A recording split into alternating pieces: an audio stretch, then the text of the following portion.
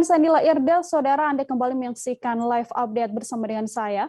Mantan Wakil Ketua DPR RI Aziz Syamsuddin didakwa memberi suap senilai 3 miliar rupiah dan juga 36.000 dolar Amerika Serikat pada ex penyidik KPK asal Polri, Stefanus Robin Patuju dan juga advokat Maskur Hussein terkait pengurusan penyelidikan KPK di Lampung Tengah. Perkara ini diawali dengan penyelidikan dugaan adanya tindak pidana korupsi berupa penerimaan hadiah atau janji terkait pengurusan dana alokasi khusus atau DAK APBNP Kabupaten Lampung Tengah tahun anggaran 2017 sejak 8 Oktober 2019. Untuk mengetahui bagaimana informasi lebih lengkapnya terkait sidang ex-wakil Ketua DPR Aziz Syamsuddin ini, tersambung bersama saya, wartawan Tribun News, ada Ilham Rian Pratama yang akan memberikan informasinya pada Anda. Halo Ilham, selamat sore. Halo Nila, selamat sore. Baik, Ilham, silakan dengan laporan Anda, apa yang menjadi alasan dari Aziz Syamsuddin ini menyuap mantan penyidik KPK?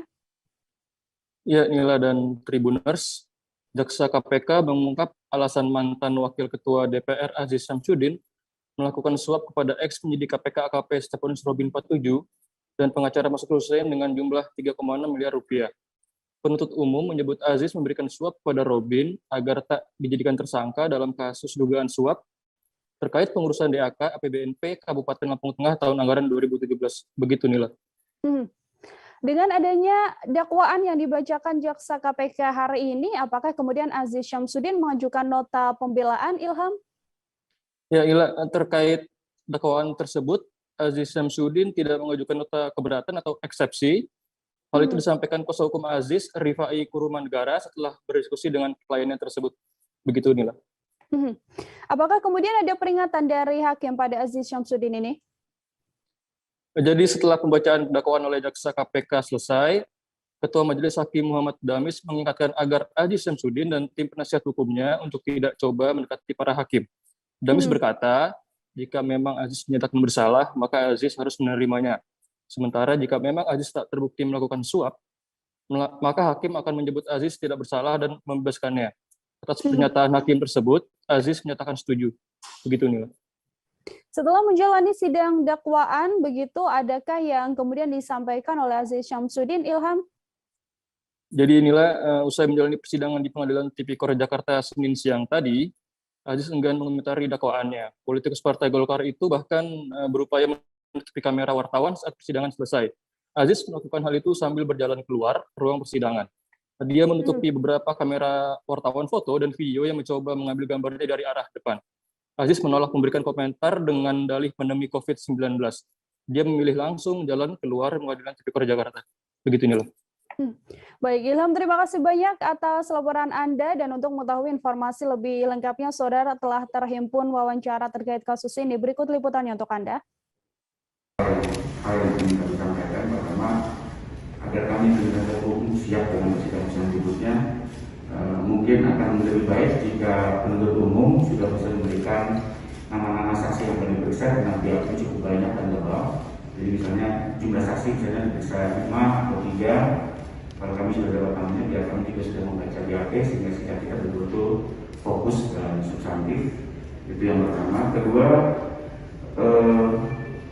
terkait dengan persidangan ini, ya, karena terdakwa dalam masa penahanan, tentunya kita persidangan ini juga dengan juga melihat peranan dan hak kami untuk mengajukan saksi yang meringankan. Untuk itu nanti di akhir pembuktian kami mendapatkan waktu yang cukup, karena kami juga akan mengajukan saksi ajar maupun ahli ajar. Seringkali karena perlu banyak saksi dari jaksa sehingga waktu kami di akhir agak mepet, mohon bisa dipertimbangkan. Dan yang terakhir, ya, kami mengerti juga dengan kebijakan yang ada di KPK terkait pembatasan penahanan dan kunjungan.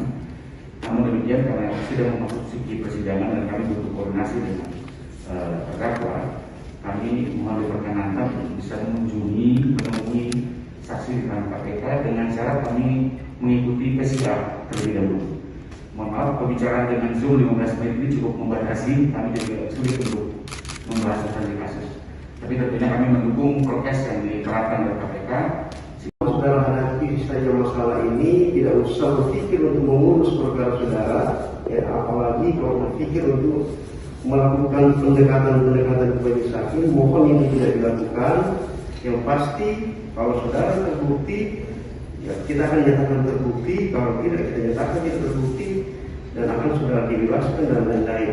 Itu semuanya silakan dikonsultasikan dengan tim penasihat hukum saudara. Itu yang pertama.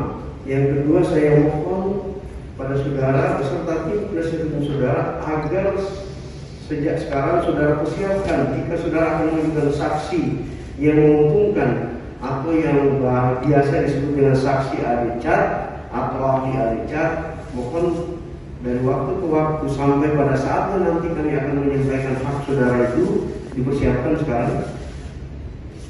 Dipersiapkan sekarang, begitu saatnya untuk kita dengarkan saksi atau ahlinya sudah bisa kita hadirkan.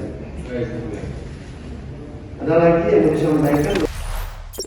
Jangan lupa subscribe, share, komen, dan like ya.